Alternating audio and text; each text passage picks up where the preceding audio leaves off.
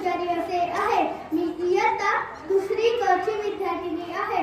विद्येविना मती गेली, मती विना नीती गेली, नीती विना गती गेली, गती विना शुद्ध खचले आणि एवढे सर्व अनंत एका अविद्येने केले. म्हणूनच या अविद्येचे सावट दूर करण्यासाठी व आचाराचा घनघर बाळक नष्ट करण्यासाठी व ज्ञानाचा प्रकाश प्रत्येकाच्या जीवनात आणण्यासाठी एका क्रांती ज्योतीने जीवाचे रान केले. ही तेजस्वी क्रांती ज्योत म्हणजे सावित्रीबाई ज्योतिराव फुले.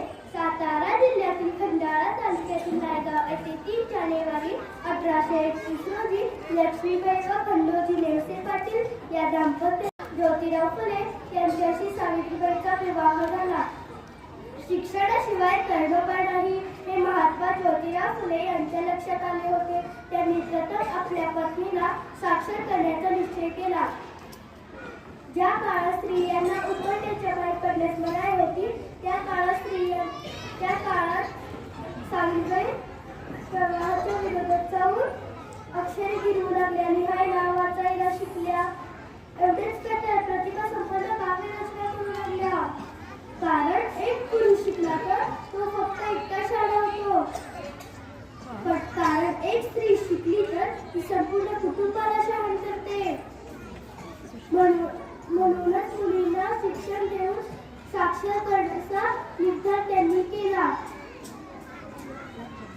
1 जानेवारी 1848 ला पुण्यातील जुनेवाड्यात फुले दंपत्याने पहिली शाळा काढली. सावित्रीबाई फुले पहिल्या स्त्री व शिक्षिका मुख्याध्यापिका झाल्या.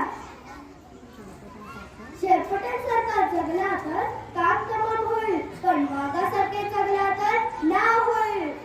आणि म्हणूनच कितीही कठीण परिस्थिती समोर आली तरीही तिच्याशी 2 हात करण्याची हिंमत सावित्रीबाईंनी दाखवली. 10 मार्च 1897 ला त्यांची ज्ञानज्योत